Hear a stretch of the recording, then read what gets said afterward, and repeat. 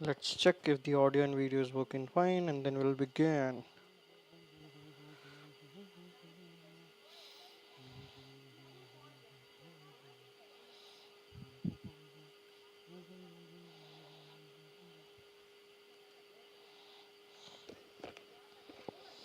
Let's check if the audio and video is working fine and then we'll begin.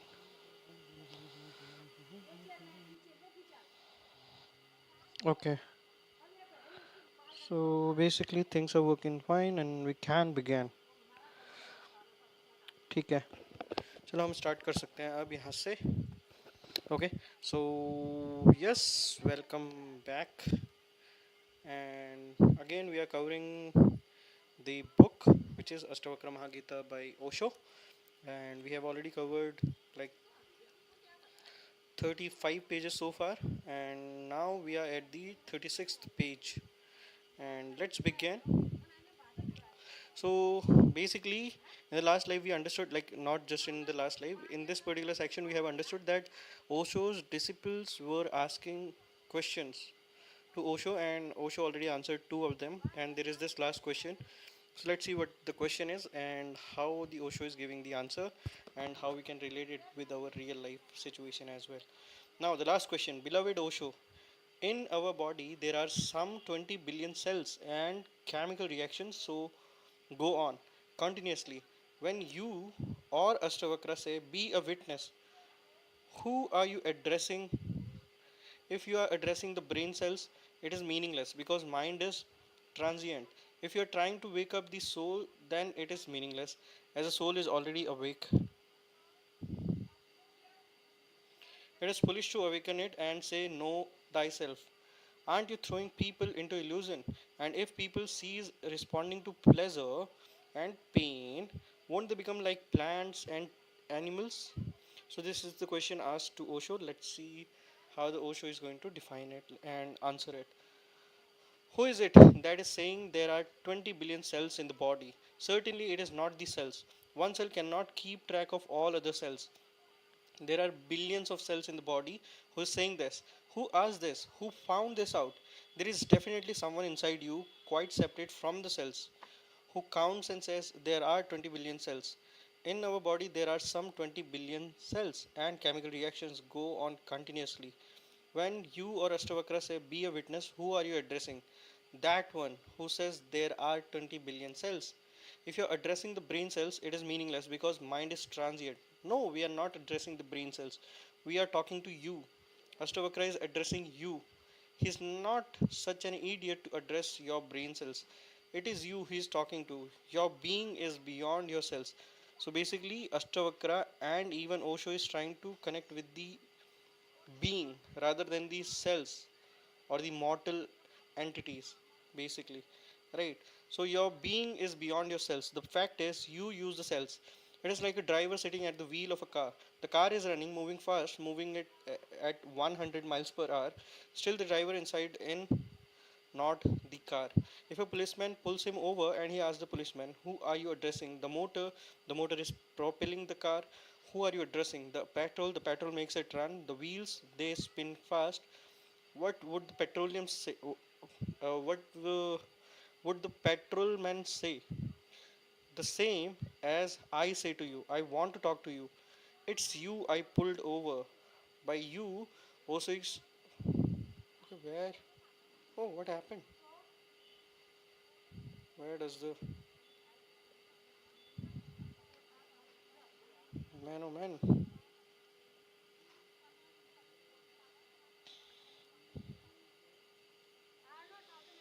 Mm, wait a minute.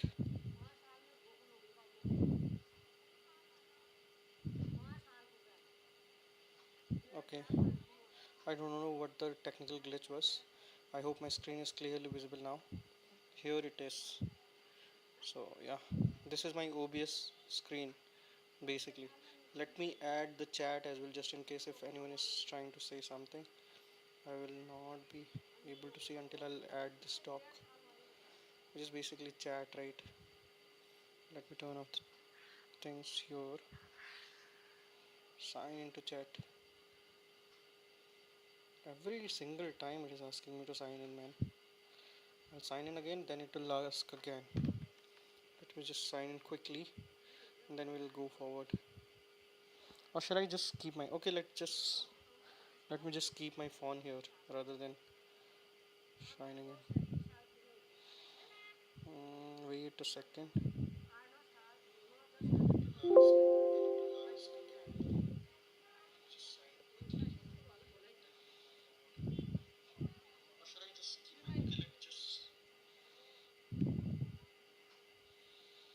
Cool. So the people who are joining for the first time, you can subscribe if you are into Osho, spirituality, ultimate reality, truth, and what I can say, all the other things. Basically, if you believe in logic, you can subscribe to the channel, because my aim will be like focusing on the logic and those kind of stuff only, right? And I have just put my phone over here so that I can read the chat. And yeah, that's the basic agenda that I'm trying to do.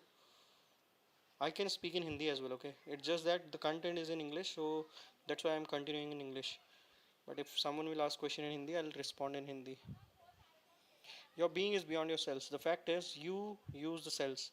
It is like a driver sitting at the wheel of a car. The car is running, moving fast, moving at 100 miles per hour. 100 miles per hour. Still, the driver inside addressing the motor. The motor is propelling the car. Who are you addressing? The petrol. The petrol makes it run. The wheels, they spin fast. What would the petrolman say? The same as I say to you. I want to talk to you. It's you I pulled over. So Ashtavakra and Osho, everyone is trying to make a logical argument in front of the being, not the brain cell, not the other cells, not the mortal things, not the external body or like whatever the things around it, right? They are trying to awaken the soul. They are trying to concentrate and make sense in front of the being who is immortal, who is going to live beyond the body as well. If you're trying to wake up the soul, then it is meaningless, as the soul is already awake. It is foolish to awaken it and say, Know thyself. So, this is something that Osho's disciple asked him, right? So, to which the Osho is again repeating this statement and now he will answer it. You're absolutely right. The soul is already awake.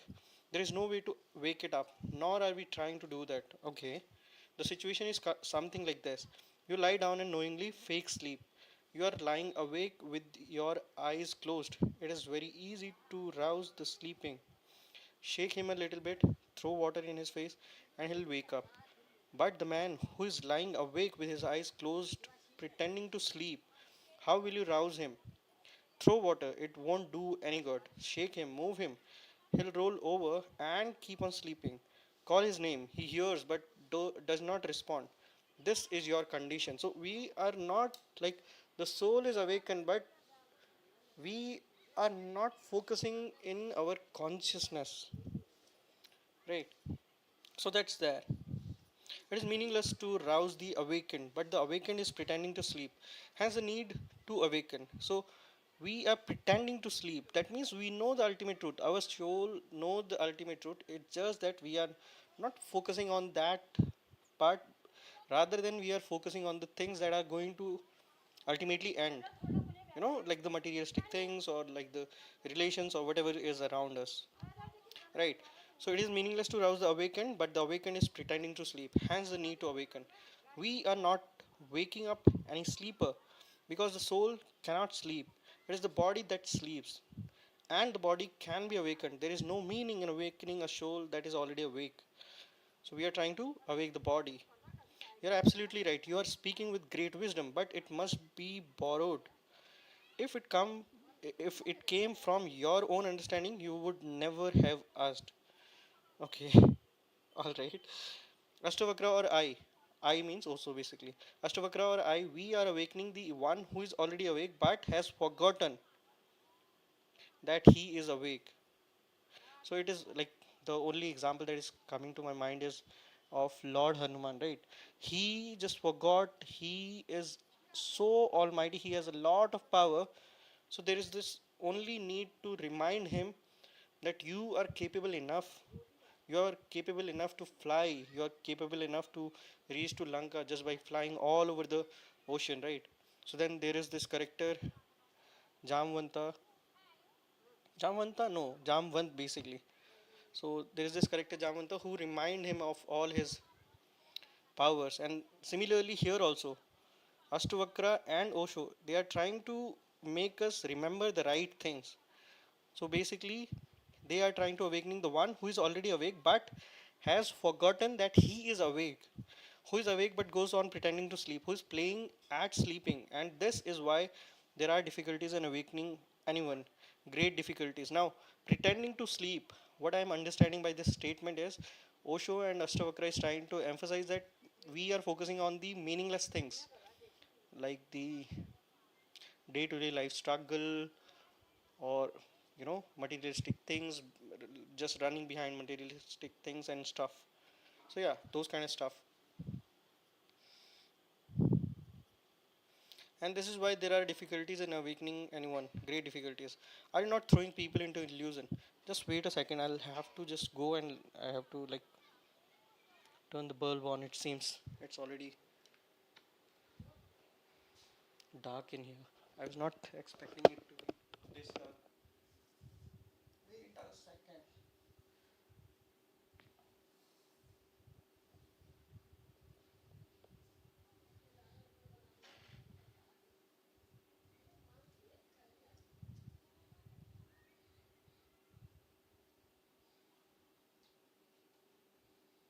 Should I just turn the camera off for a while?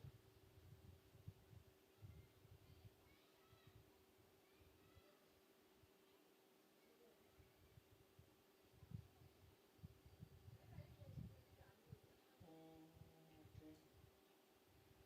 Deactivate it for a while.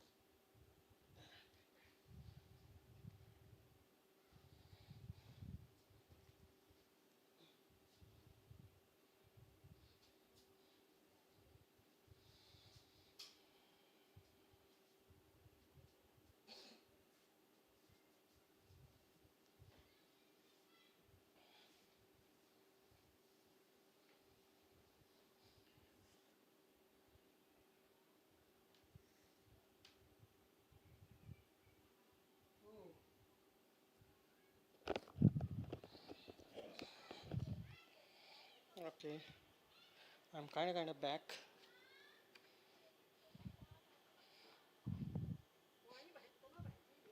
Wait a second. Wait a second. Let me turn on the camera.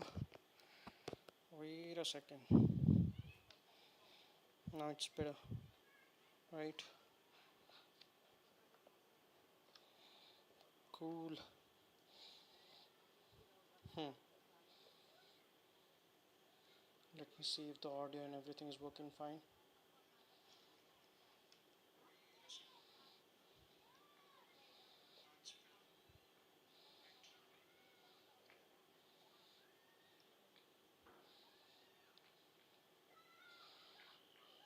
Cool. Okay, moving ahead. Are you not throwing people into illusion? And this is why there are difficulties in awakening anyone. Great difficulties.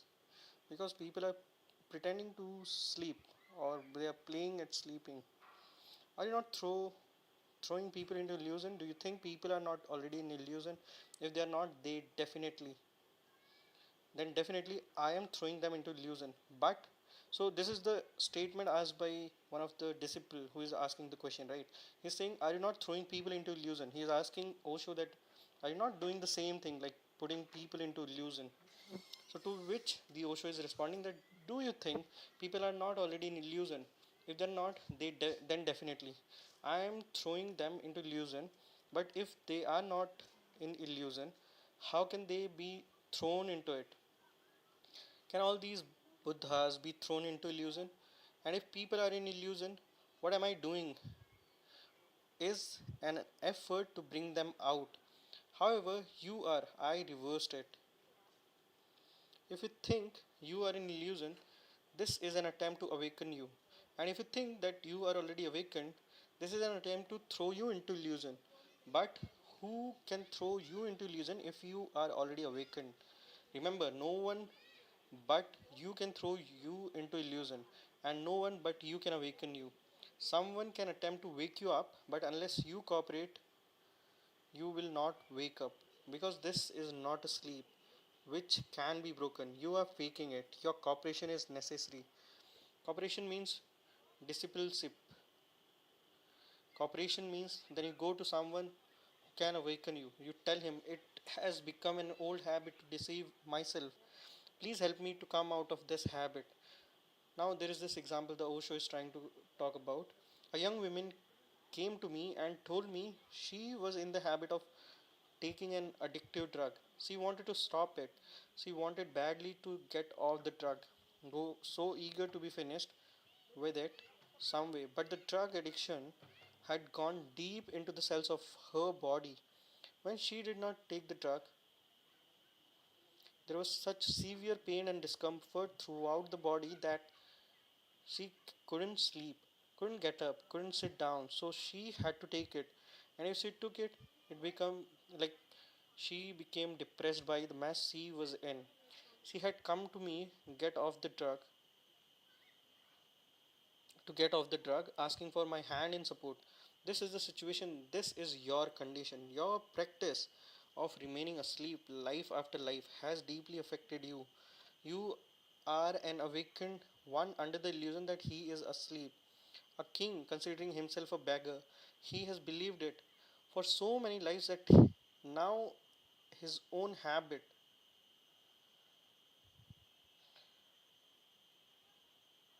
Nothing will happen only from listening. You can listen to me, but nothing will happen through it until you make it your own, until you accept it.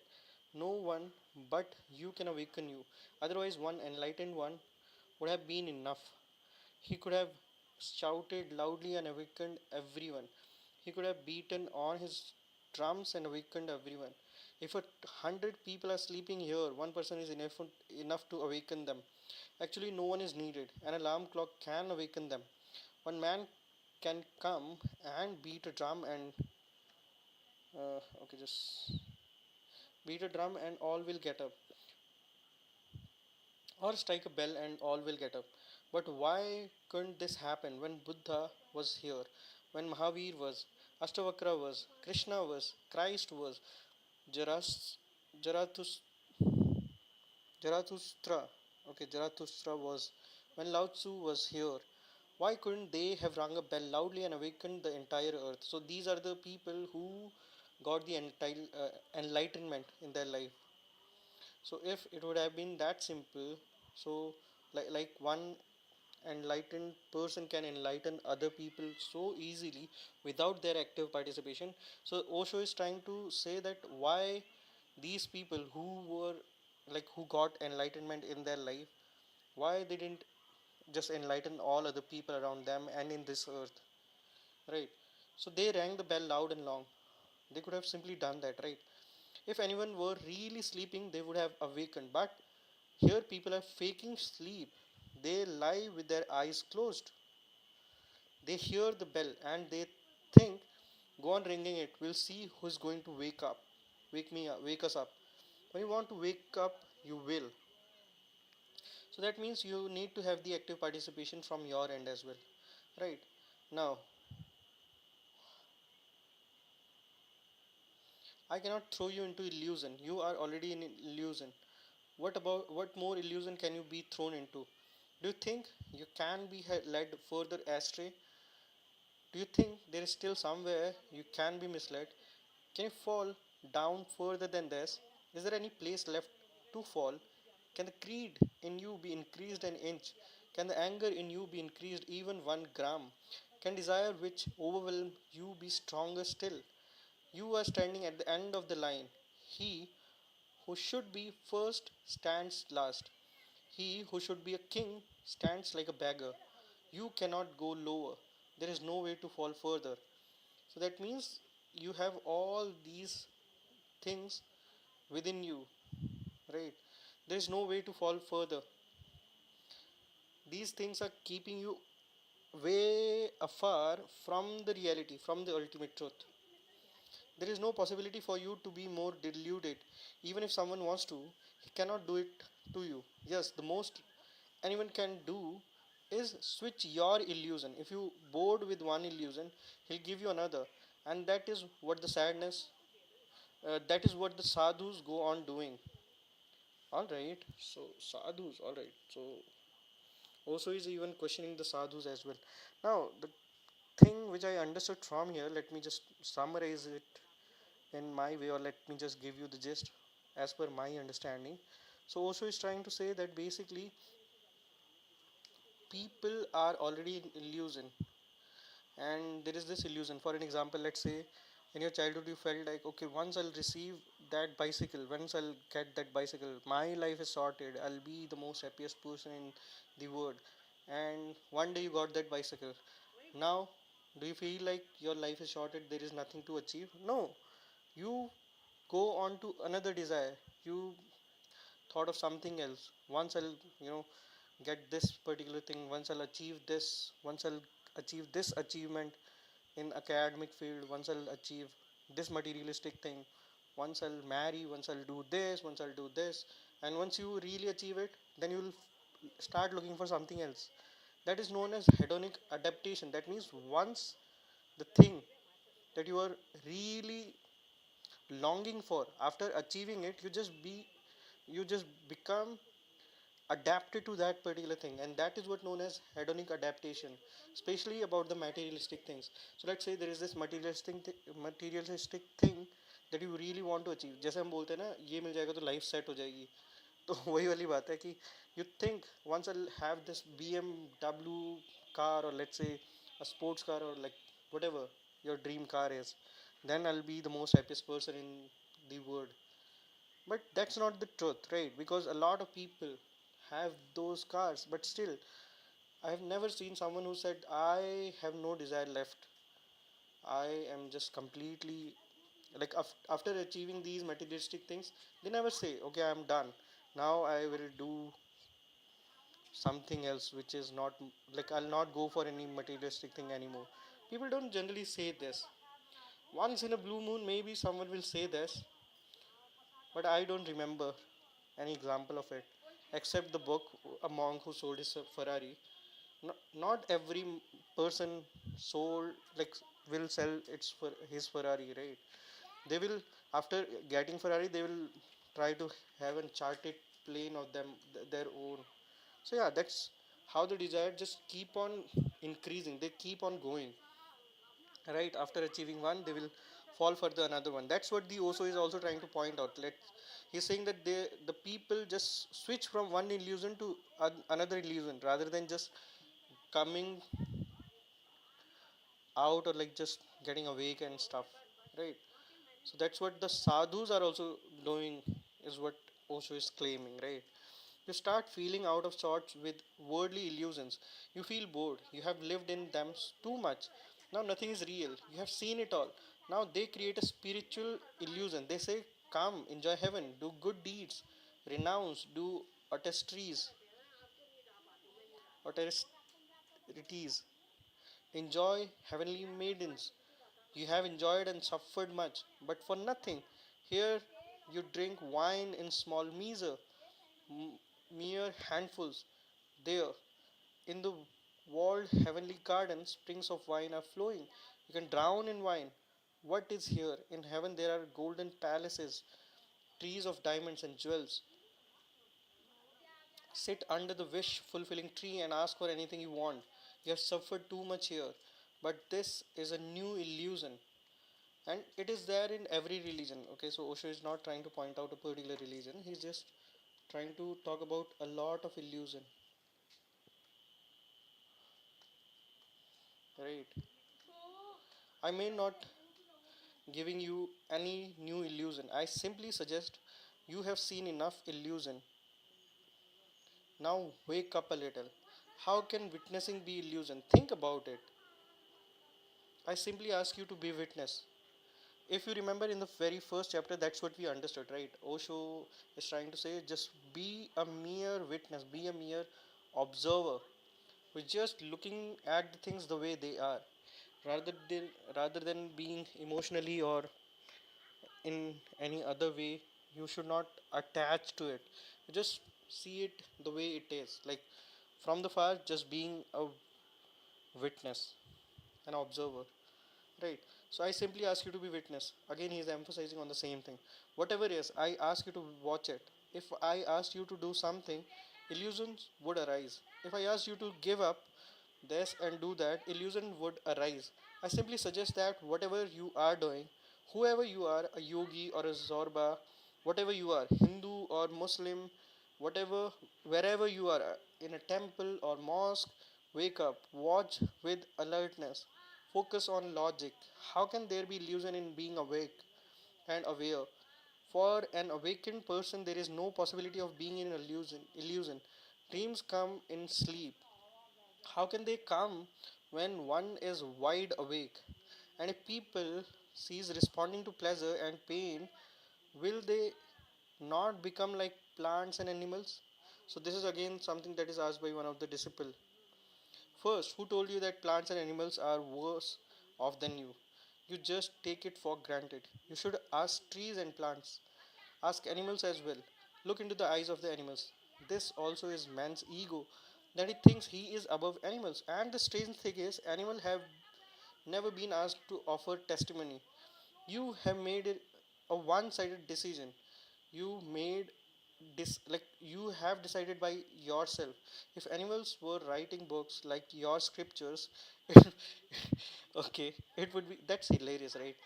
And somewhat logical to logical as well, right? It would be written in them that man is the animal beyond cure. I have heard that among monkeys, it is said that the man is fallen monkey. Darwin says man has evolved from monkey, but who is Darwin to decide? You should listen to the monkeys too. Both parties need to be heard. Okay. Monkeys say man is fallen, and that and what they say is understandable. Monkeys are above, up in the trees, and you are on the ground below. So you are fallen. Monkeys are up above. You are below. Challenge any monkey to fight and see, has strength increased or decreased? Just see if you can leap from one tree to another, your bones will break. Is competence evolving or disappearing? Who told you that you are superior? Or did you just take it for granted? It is just ridiculous. One disease among the many diseases man has is to believe he is superior. If you ask men, they think they are superior to women without even asking women. Women's testimony has never been taken. There was never any vote on it. Men wrote the scriptures expressing what was in their minds, and women were prohibited from reading, so they couldn't object. If she had known how to read, the Pandit's wife would have harassed him for what he wrote. So women were prevented from reading. Women should not read the Vedas, should not do this, should not do that. These male chauvinists went right to the limit. They said women cannot be liberated. First, they will have to be born as a man to be come into life in a male body. Then they can get enlightened. So this was the thinking in the like in the ancient time and in the past time basically. Nowadays also you'll see it somewhat in the subconscious mind of a lot of men, the patriarchal mind. So they consider that men are superior to women in some sense, which is not true, right? So that's what Osho is also trying to focus, like emphasize over here. This disease exists throughout the whole world. It has gone very deep in man. He goes on deciding things without consulting the other party. This is all the play of the ego. If you just look, leaving aside your ego, you'll find that all are manifestations of God. Animals, birds, plants, man, everything. Sometimes God wants to be green, so he is green. Sometimes he wants to be manifest in the song of birds, and he does. Sometimes he wants to become man, so he become man.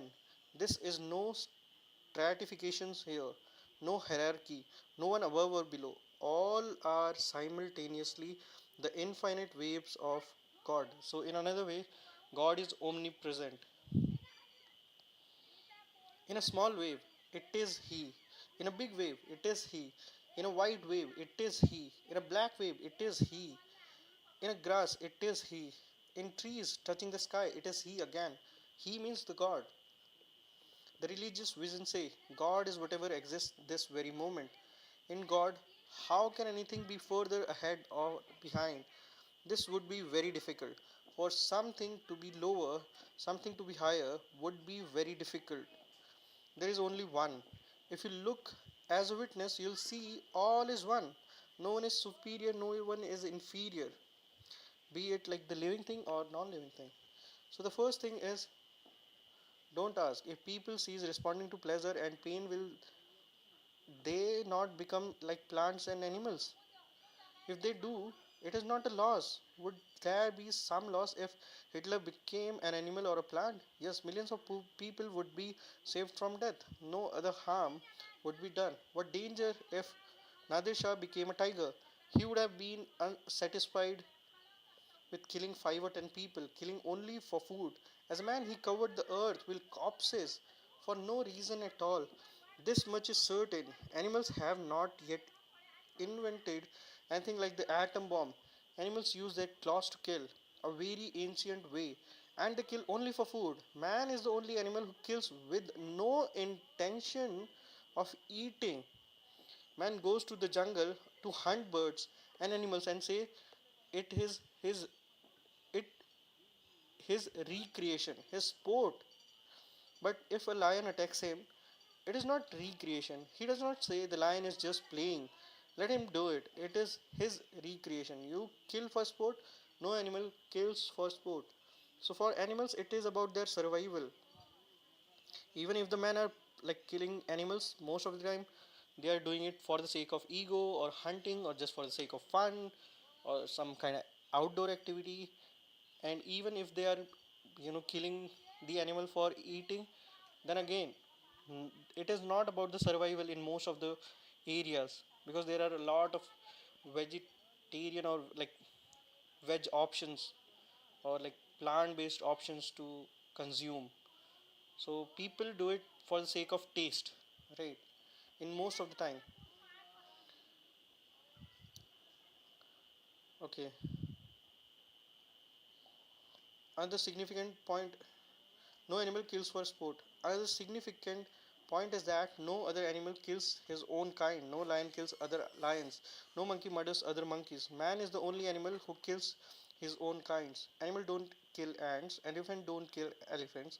Dogs don't kill dogs. They quarrel and fights, but they don't kill. So they do quarrel. They do fight for their valid reasons, but they don't kill. They don't murder. Men are the only animal who murder one another. What is it to what is it in men that you are so worried about losing? What would be lost? Trees and plants are beautiful. Animals are very innocent, but I am not asking you to be like trees or plants or animals. I am only saying drop the ego. So this is the very point that Osho is trying to make by giving all the example and the analogy of plant and trees and including all the animals and everything. The ultimate line, the crux here, the gist here is drop the ego. You're not superior to anyone, not even animals or plants, and you are not even inferior to anyone. Alright, and the second thing is I have never said to cease responding to pleasure and pain. Ashtavakra has not said that either. To maintain an equanimity in happiness and pain does not mean ceasing to respond to pleasure and pain. To maintain an equanimity in pleasure and pain means only this: I'll remain a witness. Like you can have the pleasures, you can experience the pain, but you are again acting as a witness. You are acting as a witness. If pain ceases or if pain comes, I'll observe it. It happens. If happiness comes, I'll observe it. This does not mean if you prick Buddha with a thorn, he'll not feel pain. Buddha is someone who got the enlightenment. If you prick Buddha with a thorn, he will feel more pain than you do because he is more sensitive than you are. You have become stone like, while Buddha is like a delicate lotus. When you prick Buddha with a thorn, he feels more pain than you do. But the pain is in the body. Knowing this, Buddha remains standing apart. He watches. Pain is happening. He knows pain is happening.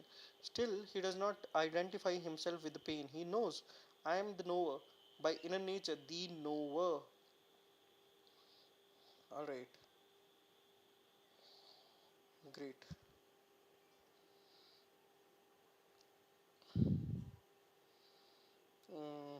Ashtavakra does not ask you to cease responding. He doesn't say that if your house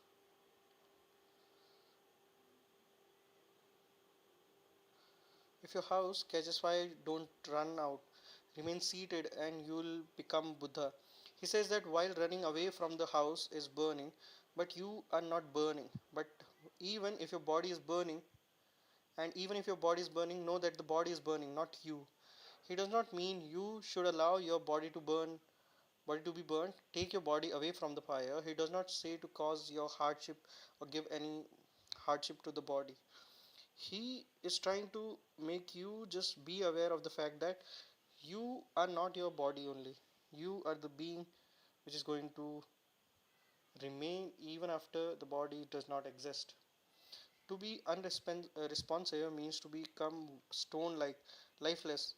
The Buddha is not a stone. Have you ever meet anyone more compassionate than Buddha?